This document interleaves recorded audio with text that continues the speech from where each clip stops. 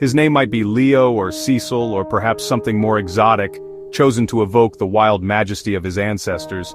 But his kingdom is a lie, a carefully crafted illusion that fools only those who wish to be fooled. He is a lion, the king of beasts, yet his roar bounces off glass and concrete, not the endless savanna where his ancestors once ruled. You see him through a smudged pane, pacing the same path, his eyes distant, haunted by memories of a world he's never known, a world that lives only in his bones and instincts. He is safe, fed, admired, but is he truly alive? His days are measured by feeding times and the footsteps of visitors, not by the thrill of the chase or the uncertainty of the wild. We build elaborate habitats, plant trees, paint murals, and call it home, trying to mimic the wild with every brushstroke and plastic branch, but it's a stage, a performance of wildness, where every detail is controlled and nothing is left to chance. The lion's powerful legs, built for the hunt, now only carry him from one end of his small world to the other, tracing invisible bars that no mural can hide. His roar, meant to claim territory, becomes a hollow echo, a sound stripped of its purpose and power.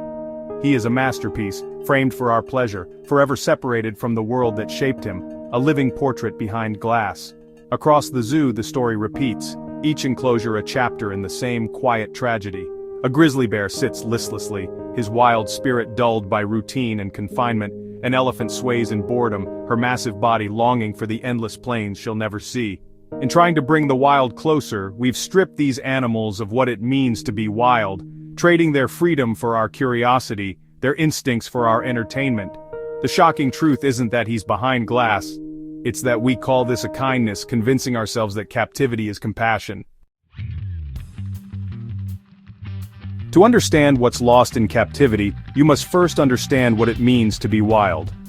Wildness is not just a state of being, but a way of life, an existence shaped by the unpredictable, the unknown, and the untamed. Imagine a wolf pack, moving like a shadow through Yellowstone, their world defined by rivers and ancient trails, not fences. Every step they take is a choice, every path a story written in snow and earth. The alpha leads with wisdom, not just force. Leadership here is earned through experience, trust, and the subtle language of the wild. They hunt together, a symphony of strategy and power. Each member knows their role, moving in perfect harmony, their survival dependent on unity and instinct. For them, survival is purpose, and every day is a lesson passed down through generations. The young learn not just to hunt, but to listen, to adapt, to respect the balance of their world. Picture a mother tiger in the Sundarbans, teaching her cubs to stalk, to read the wind, to survive. Her lessons are written in patience and persistence, in the silent language of the forest. Or an elephant matriarch, a living library, guiding her family across the savannah, remembering hidden waterholes, communicating in rumbles that travel for miles. Her wisdom is the thread that binds generations, ensuring the herd's survival. Their lives are rich tapestries of social bonds, instinct, and connection to the land. Every interaction, every gesture is woven into the fabric of their existence. This is the essence of wildness, constant motion, purpose, and freedom. It is a life lived in tune with the seasons, the weather, and the pulse of the earth itself. For these animals, freedom isn't abstract. It's the air they breathe, the choices they make, the challenges they face. Every day brings new tests and every victory is their own. Their lives are hard, often short but complete, lived and ended on their own terms. There is dignity in their struggle and meaning in every moment. They are architects of their own destiny, guided by ancient rhythms.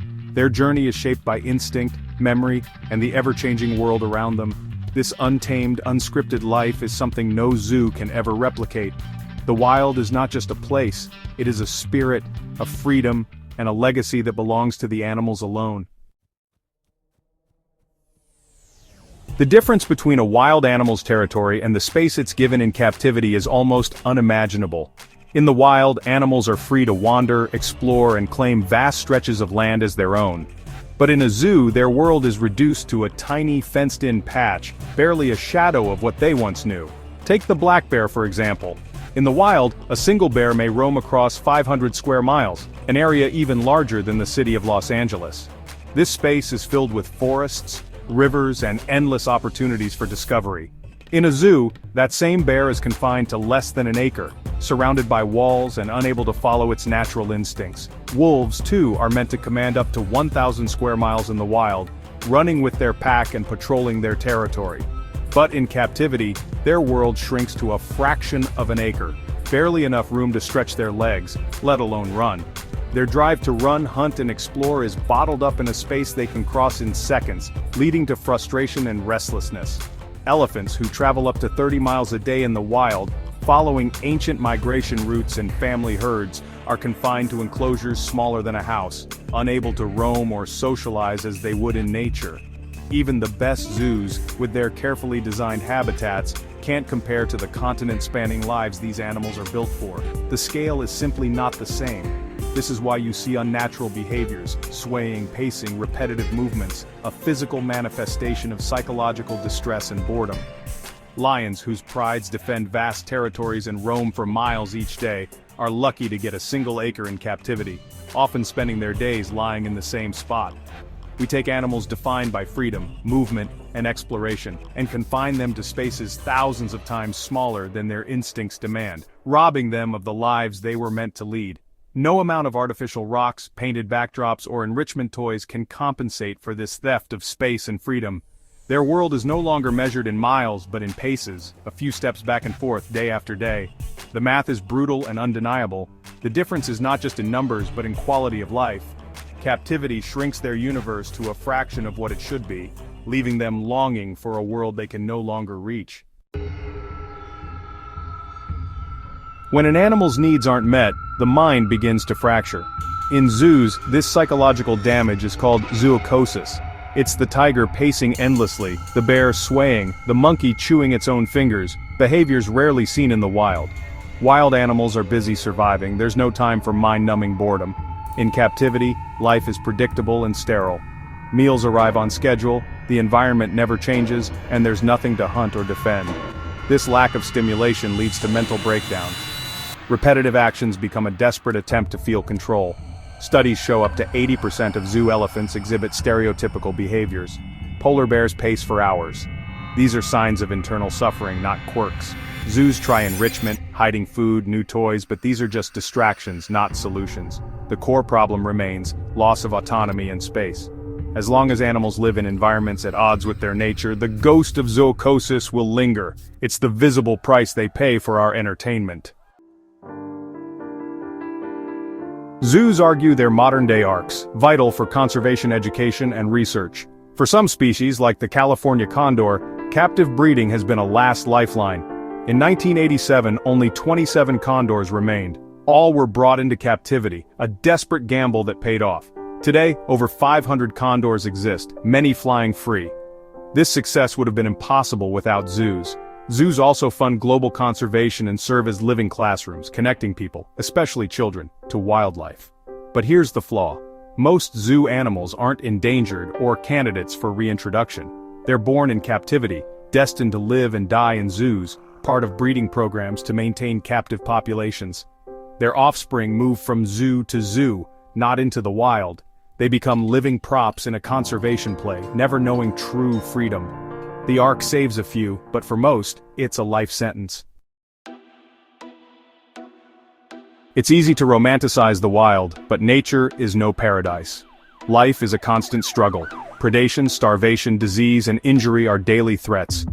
A broken leg is a death sentence. Droughts can wipe out entire populations.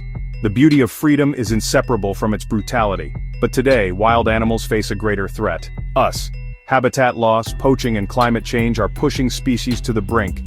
Ancient territories are fragmented by cities and farms, leaving animals stranded and vulnerable. Poaching for ivory, skins, and horns drives iconic species toward extinction. Climate change accelerates the crisis. Polar bears lose sea ice, coral reefs bleach, extreme weather destroys habitats. The wild is no longer a safe haven, it's a world on fire. So the choice isn't just between a cage and paradise, but between a cage and a vanishing, perilous world. Life in captivity is a pale imitation, but life in the wild is now a desperate gamble. The question is, which risk do we accept? Captive breeding promises reintroduction, but for most large animals, it's a fantasy. Zoo-born predators don't know how to hunt, fear humans, or navigate wild social dynamics. Release them and they're likely to starve or end up in conflict with people. They've lost the instincts and knowledge needed to survive. The very environment meant to protect them has stripped them of freedom's skills. The most popular zoo animals are the least likely to be reintroduced. Zoos breed them to supply other zoos, not the wild. A self-sustaining cycle of captivity. For most, the zoo isn't a refuge, it's a life sentence. They're permanent ambassadors, living as symbols of a wilderness they'll never know. Their captivity serves us, but the promise of freedom remains out of reach. Between the ethical nightmare of zoos and the harsh wild, a third path is emerging: sanctuaries and rewilding. True sanctuaries don't breed or sell animals. They provide lifetime care for rescues, offering space, respect, and a life free from performance. Enclosures are larger, more natural, and public interaction is limited, reducing stress. Sanctuaries like the Wild Animal Sanctuary in Colorado give animals a chance to heal. Beyond refuge, rewilding restores entire ecosystems, reintroducing keystone species like wolves to Yellowstone. Wolves regulated elk, vegetation recovered, and the ecosystem healed. Rewilding shifts focus from managing individuals in cages to restoring self-sustaining landscapes. Projects in South America have reintroduced jaguars and otters, proving nature can bounce back. Rewilding is the ultimate respect for wildness, letting nature manage itself. It's a difficult path, but it offers real hope for wild animals to be truly wild. We stand at a crossroads, forced to confront a hard question. We've seen the king behind glass, safe but stripped of purpose, and the wild, brutal, beautiful, and vanishing. The numbers are damning, the ghost of zoocosis is real. Zoos are arks for a few but cages for most. Is safety worth the price of freedom? Is a long, hollow life better than a short, complete one? The wild is no Eden, it's scarred by our actions. For many, the forest is now filled with thorns. Sanctuaries and rewilding offer hope, but they're rare.